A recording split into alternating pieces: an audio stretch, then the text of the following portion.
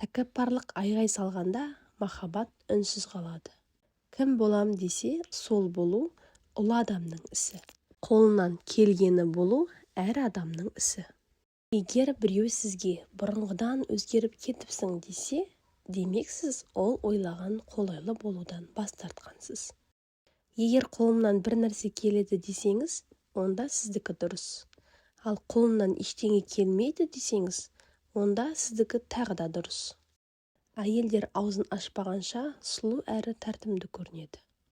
Өмір фотография секілді. Күлімдеген сайын жақсара түседі. Аузыңызды ашудың орнына көзіңізді ашыңыз. Дүниедегі ең бақытты адам бесікте жатқаны. Өзіңмен өзің бол. Басқа рөлдердің барлығы бос емес. Өз армандарыңызды орындау үшін әрекет етіңіз. Әйтпесе, өзгелердің арманын орындау үшін жалданасыз. Жетістікке жеткен адамдар өзгелерге де жәрдем берсем дейді. Ал жетістікке жете алмағандар, маған бұдан қандай пайда келеді, деп сұрақ қояды. Әрекет етпей арманға жетуді ойлау, егін екпей оны орып алумен тең. Өзгелер мені білмейді деп қапаланба. Қайта мен өзгелерді білмеймін деп қауіптен. Сенсіз өмір сүре алмайтын адамдардың қадіріне жет. Сенсіз де бақытты өмір сүріп жатқандардың соңынан қума. Ғаламда екі нәрсе шексіз. Бірі галактика, екіншісі адамның ақымақтығы. Ақшасының жоқтығына бәрі шағымданады, бірақ ақылының жоқтығына ешкім. Жастардың ойынша өмір ұзақ әрі тамаша. Ал қартайғандардың айтатыны, өмір көзді ашып жұмғанша өте шығады.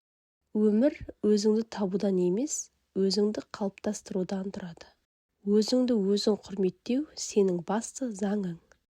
Бақытқа жеткізетін бір есік жабылса, екіншісі ашылады. Бірақ біз жабығына қарай беретініміз соншалық, ашығына мән де бермейміз. Өз нәпсісін жеңген адам барша дұшпанын жеңгеннен де мықты.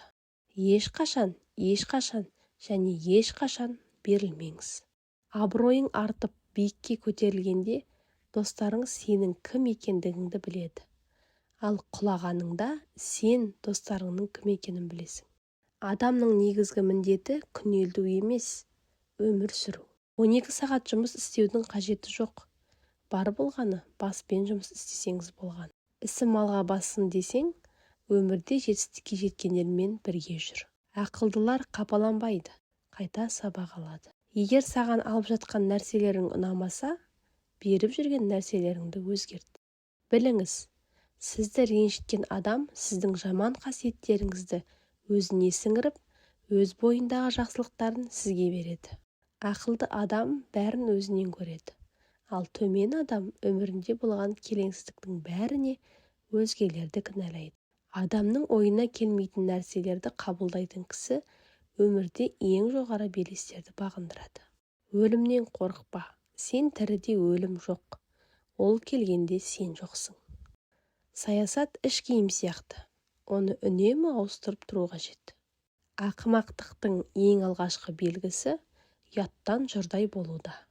Сізді біреудің сатып кеткені қолыңызды сындырумен тең. Кешіруге болады, бірақ оған құшағыңды қайта аша алмайсың. Дертіңді төккің келсе, ыдыстың тесік еместігіне көз жеткіз.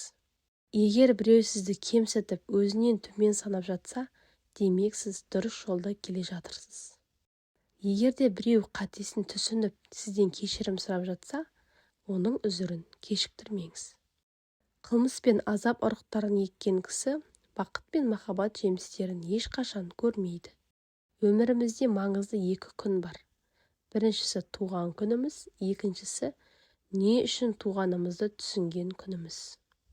Егер де біреу сізді өз мақсаттарына пайдаланып жүргенін сезсеңіз, оны өміріңізден бір жолата тасып тастаңыз.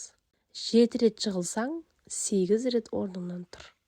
Бәрінен де тек қана өзіне бағынышты адам бақытты. Егер дұрыс пайдалана білсеңіз, өмір ұзақ та бағалы. Құрметті оқырман, видео ұнаса лайк басып комментарий қалдыра кетіңіз. Және де арнамызға тіркеліп алуды ұмытпаңыз.